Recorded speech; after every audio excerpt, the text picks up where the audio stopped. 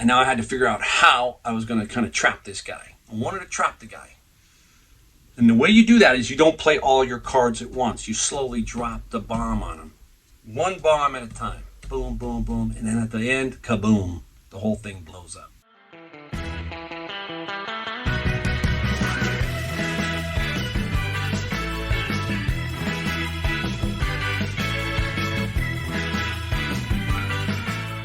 Hey everybody, Mike, Golden State Picker in the garage.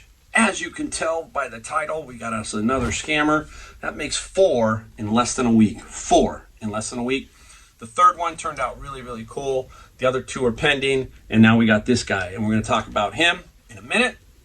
We're also going to talk about something that will give you something from this video. I always try to give you something, not just about a scammer, but this one should give you some information on how not to get scammed trying to sell this particular product. So hopefully that will give you some information that you can file away, and it will make it easier for you when you go to sell something like this. So, I was thinking, everybody's telling me on the last videos, oh, some people are saying it's just the cost of doing business. I hate that word. I hate that phrasing, right? Those words. It's just the cost of doing business. Let's ask Louis Vuitton, Chanel, all these smash and grab businesses that have been smashed and grabbed by all these thieves, scammers, whatever you want to call them, right? They all are basically in the same pool. And ask Louis Vuitton how that's going for them, right? Hey, just the cost of doing business. Here's $500,000 gone up in smoke. Plus you got to fix your windows. Plus you got to hire a security guard. Plus now you got to board up your building because, hey, you don't want to have it happen again. Cost of doing business, right, folks? Cost of doing business. That's what we hear all the time. It's a fine thing now. It's a fine thing now. Now, let's put it this way, too. This is about a $400 item here, and if you think about it, I'm not sitting there saying that I can basically be one who eats this cost, right? Not me. But what I'm getting at here is say you needed this money. Okay, say you were counting on this money for Christmas, for rent, for your car payment, something. You go, wow, I finally sold a $400 item. I can pay the rent, I can pay the car, I can pay some Christmas gifts, whatever. And this happens to you and you can't figure it out. You're out $400. Cost of doing business, right? Cost of doing business is a little bit different for everybody. The cost of doing business. Cost of doing business for me is a lot different than somebody who's just starting out or somebody who really needs that extra stuff. So, I get sick of that. Yeah, I really do. Yeah, it sucks. I did it for 30 years in retail, and trust me, I've seen it. You can't sit there. Nobody can say, well, you've never been in retail. I've done it. All right? So anyhow, we're going to talk about this guy. I'm going to give you the item so you'll know, and then I'm going to talk about it prior, and then we'll go on and how we caught him. All right, the category is golf clubs. All right? Yeah, you didn't know that one. The category is golf clubs. Now, I want to preset you so you can understand what we're talking about here. When you sell newer golf clubs or more expensive golf clubs, some of those golf clubs have serial numbers, just like VCRs, all that kind of stuff. There's serial numbers on a lot of things. That's the way to trace them, that kind of stuff. And what's happening in the golf world is the same thing. Scammers, fakes, frauds, they're just ripping them off right and left. You buy a driver, nowadays they're $500, $600 in the store. So these fakers, they go, hey, we can get these made for like $25, knock them off and make good money with their name. It's like the Louis Vuitton purses, same thing. Why does Louis Vuitton fight so hard? They're fighting because it's their name. That's it. Basically, they want to keep their good name, and they're trying as hard as they can to stop it. So, on the golf clubs, I'm going to point this out here for you. This is called the hosel right here, this little section. And if you look right there, you can see a number. That's the serial number. 99% of the time, the serial number will be on the hosel of the irons, the metal woods, whatever. That's where it will be. But it doesn't mean that it's not fake still, because the scammers put any kind of number sometimes on there. And sometimes they just find one, like say they take this serial number, which is valid, and they put it on every club. So then all of a sudden everybody's got the same serial number. It just goes on and on and on, right? But there are some things that you can do to help you make sure that the club is real and not real. You can do some things. You can take those serial numbers, and the manufacturer and some of the websites have it, and you put the serial number in, and it gives you some information about it. So that's pretty cool. You can also call some. You can call some companies, give them that, and they'll tell you some stuff about it also. So there's ways to protect yourself. And that's what we're going to talk about here, is what happened here and how I ended up finally catching this guy. And it all worked out for me. Okay? So the items that were basically trying to be scammed was a set of Ping G400 irons. You'll see them here. 6 through U. So basically 6 clubs. All right? Now, what's interesting, you're gonna, we'll just keep going. I swear, this is just frustrating, but it's cool. So $400, and basically I woke up in the morning and there was a message, obviously from eBay, return request, and I was like, oh great, you don't want to wake up to that, but there it was, big fat return request, and I was thinking, why are these irons being returned? So here's the message. I do not find the Ping serial numbers on the irons. Please arrange for immediate refund, not return, refund. Or I will have to file a fraudulent claim with eBay. You have until the end of the day. Richard. Isn't that nice? He gave me till the end of the day. Gave me to the end of the day. That's all I needed. I didn't need much. I just needed about an hour and a half. That's all I needed. I should have sent that back to him. Say, hey, I just need an hour and a half. I'll be right back with you. Twisted sense of humor, right? I have a twisted sense of humor. Anyhow, so there it is. Now what do? I'm thinking, did I actually sell this guy a knockoff set of Pings? Did I blow it? I didn't know. But in the morning, you're still a little foggy, so now I'm getting excited. I'm like, everything else, the sales, they don't matter. This guy matters. This is $400. It matters. So I said, you know what? Let's go call Ping. Let's go. They're out in Arizona, hour time difference, so they should be open. I gave Ping a call. I'm a golfer, so I know a lot of this. I've been golfing all my life. I've played on the Golf Channel Amateur Tour. I understand how it works. Gave him a call. Said, boom, let me give him see what's going on. I knew the provenance, too. Real quick, the provenance is key. These came from a club-level PGA professional. So I knew that these weren't fake. I just knew it. Why would he have a set of fake Pings? He wouldn't. If he's on the staff with Ping, or if he's involved with Ping, they give them to him. They say, here, try them out. These are the new clubs. Let's see how you like them. That kind of thing. So I called Ping and said, hey, tell me something. At club level or PGA level, could your Pings not have serial numbers? These G400s. And the guy goes, no, they all should have serial numbers, every one of them. So I'm like, wow, okay, now I'm really in trouble. What's going on here, right? I got to figure this out. So I said, okay, thank you. And I hung up and I said, well, let's go look at your ad, dummy. Let's go look at your ad. So I looked at my ad and I started looking at the pictures, and lo and behold,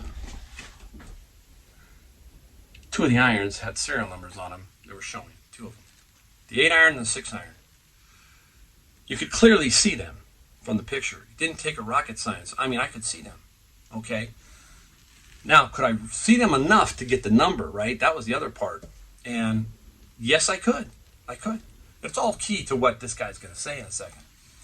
So I now had the serial number, and I said, let me call Ping back.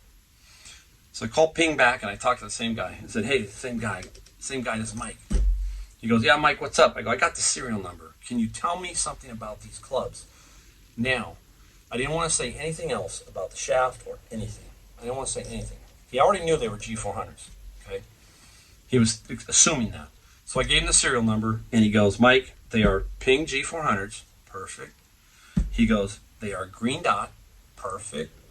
They are graphite Aerotech stiff right hand steel fiber I-95, and they have oversized, I can't remember, he said blue max something, the grips. Mine to a T. I was so stoked. I was like, you got it, man. I mean, I hate to do that, but it's like, yeah, you know what? Yes. So I was on to something. So I hung up, and now I had to figure out how I was going to kind of trap this guy. I wanted to trap the guy. And the way you do that is you don't play all your cards at once. You slowly drop the bomb on him. One bomb at a time. Boom, boom, boom. And then at the end, kaboom. The whole thing blows up. Oh my gosh, it was so sweet. When you get into this rhythm with these guys, and it's the old thing. The more you lie, the harder it is to keep track of the lies, and then they just get better, and pretty soon it's just the whole house of cards fall right in on you, So there's another interesting part to this conversation with Matt. I can't expose it just yet. I will at the end. So stay tuned for what he told me, okay? And you're going to see it all throughout here. Anyhow, I then said, how am I going to attack it? So I said, I'm going to tell him about the 8-iron. I'm trying to find the email with the 8-iron in it. So I basically told him, I said, hey, check the 8-iron in the picture. Go ahead and check your club. Make sure you don't have that missing that there, right? He says, I've checked all the irons and none of them have serial numbers. You are obviously taking a picture of a club you did not send to me, meaning the 8-iron. So he's still standing by that. But I kept pushing him. With several. Finally, he comes up. I gotta find it, darn it. This is what I mean. This is what I get out of track on these. Where is it? Okay, he says, so here it is. So he finally admits to the 8-iron. He says, I'm going to send you some pictures. He says, here, the image I just sent speak for themselves. Now here's a key phrase here. 6 of the 7 do not have serial numbers on them. 6 of the 7. I only sent him 6 clubs, not 7. Okay? 6, not 7. If you look in the picture, there are 6. In his message, the images I just sent you speak for themselves. 6 of the 7 do not have serial numbers on them. I'll come back in a second. So, what do? I basically dropped the bomb on him with the 6-iron. Because now the 6-iron's over here, right? He still doesn't know. He thinks I only see the 8-iron. I said, hey, the 6-iron has a serial number too. What about that? What about that one? And pretty much started to get crickety, very quiet. The crickets started to chirp. But he sent back this. He goes, because here's what happened. After that, I presented him. If you take a look at the clubs originally, the bottoms of mine are really in good shape. So with golf clubs, because you're hitting the ground, you're creating grooves, you're creating scratches, you're creating things that are different than what yours have, right? So I said, hey, the photos you sent me, unfortunately, I can't blow them up because after this is over, eBay doesn't allow the bigger photos. They take them off their server, I guess. So the small ones are there. You have to trust me. He sends me the photos, right, of those clubs, and they are a disaster on the bottom. They're a mess. I'm like, what is going on here, right? These things they're just a complete mess. And I said, hey, your clubs are not matching up with mine on the bottom. Look at my photo and look at the bottom of your clubs. They're just not matching up quite right.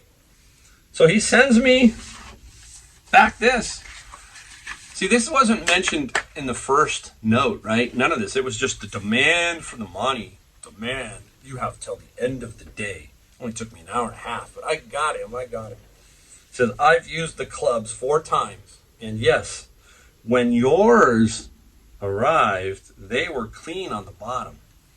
They are now not clean due to use. But that wouldn't eliminate the serial numbers. Are you that deceptive sad? You still fighting with that serial number. He's still hanging on that serial number all the way down as it sinks, as it completely sinks. And the bottom line, what happens is now I drop the ping on him. I dropped the ping, the whole 9 yards. What ping told me, I said, hey, I punched in the ping, the numbers for ping for the serial number. And if you want, I can get them to send me an email verifying what I have, because that's what they would do. And I said, those are my clubs that you've got. You're holding them there. You're not showing them. I said, what's going on, right? What's going on? So, if you take a look in one of his here, he basically says, listen to this. And, by the way, I don't have multiple sets of ping irons sitting around. You obviously do and have the mindset to do that to someone. You know how you hear about the jury, you put the defendant on the stand and you want to see him, you want to see how he reacts and what he says, right? What he's saying here, what person will say that have multiple sets around? You know, that I do that every day, right? I have multiple sets around. What's going on here is he now has multiple sets. He does. He has an old set and my set. And something's not quite right. Something's not quite right. And what's going on? Figured it out because when I talked to the Ping rep, he said, hey, we remember this guy. He called us a while back. And he gave us G400s. And he said, hey, I want to buy a 5-iron. He says, I want to buy a 5-iron. My 5-iron, I don't have it, and I want to match it in. Remember, you can come back and say, I want this, I want this, I want this. And if you have that serial number, it's all in there. It's all in there. Well, he didn't know there was no serial number on his. He looked on the hosels. He couldn't see them. They told him, look on the hosel. He said, there's no serial number, basically. So they said, they're fake. They're fake. That's the 6 or 7 clubs. Do you get it? I sent him 6. The 7th was the 5-iron, okay? But he didn't tell you that. He didn't tell me that, okay? He didn't show me the serial number that's on that one. See? I gave him 6, but he talks about 7. That's the 5-iron. It's the 5-iron right there. So I presented that back to him again, and I said, here you go. What now? What do you want to do? So I'm going to send this off to eBay, which I did. I don't give a rip. You know, this guy's going to send this off. They were hearing it in the messages anyhow. So basically what happened was, listen, here's what happened. Talking to my friend on the phone, I'm telling him what's going on. I said, hey, you know, I'm just really steamed. I had a good morning. I was ready to do a bunch of stuff this morning. Now I'm all screwed up. Basically, the computer pinged. I went over and looked. I thought, what's going on? I look over there. This is what I got. The return is closed. Wow. I got him. Yep. And this is what I got. He's still going down hard. I apologize for making the return request, but the fact is that the serial numbers are not easily visible. Wow. Not easily visible now. Now they're not. You saw how if they're not easily visible, how did I see it on the picture, right? You can see how the cards just come falling down. Nothing was twisted, or I would have not sent the pictures. He just didn't think he had somebody. He thought he had somebody who was dumb on the other end, basically. No. He ran into the wrong guy at the wrong day, period. And basically, that's how we caught him. He was basically had a dummy set of Ping G400s, found my ad, said, let's get those. We will then send them back. Hopefully, they won't recognize them. That kind of thing, whatever he was trying to do, right? He didn't know that eventually I would have still caught it, but it would have been a lot harder to figure out from the situation if I would have accepted basically back, because then he could just say, hey, you sent me the wrong clubs. And then you know how eBay is, right? At that point, it's like they don't know if I sent them the wrong clubs. You just open up a whole new can of worms. So you're better off attacking it like I did and just attack it hard and just hammer it home. You can't quit on these things. Sometimes you got to fight. Sometimes you have to fight. If you don't fight, then the next guy, somehow it's just going to snowball. You're not going to learn how to fight, how to dig this stuff out. You just got to get in there. Don't be afraid of the negative. I mean, they hang that crap over me all the time. Oh, we'll leave a negative. You know what I say? More power to you. If that's what you want to do, go for it. I still have some power on the other end. I can go into your feedback. Yes, it's going to show up positive, but I'm going to put some stuff. Beware, beware, beware. And I've heard of stuff where people have actually put in video links. You don't put all the HTTP. You just kind of say, hey, go check this video out here. Link it to my page and say, here's your scammer and here's what happened, right? I could do that. I mean, so there's all kinds of things. I get sick of that stuff. It's like, it's like the old thing. I used to work in my business, my business and the store, and we would have guys come in and, obviously some people you can't please. And then, what they drop down? I'm going to get my lawyer. I love that one. That's my favorite. All my family's pretty much in law enforcement and involved with the law. I understand how it works. I'm not a fool. Yeah, I'm going to get my lawyer. No, get out of here. Get out of here. You don't even understand how it works. Anything under X dollars, a small claims court, you can't have a lawyer. It's just, I'm sorry, folks, but that's it. There you go. That's my rant at the end. A little bit of a rant at the beginning and some information in the middle. I know. No, I won't do any more of these for a while, I hope. I will do another video of what I found, what I sold. But there you go. That's how you catch a scammer. That's how I caught this guy. And one for the good guys on this side again. So I've got 2 pending. One turned out good. This one turned out good. So we'll see what happens on the other 2. All right. See you guys next time.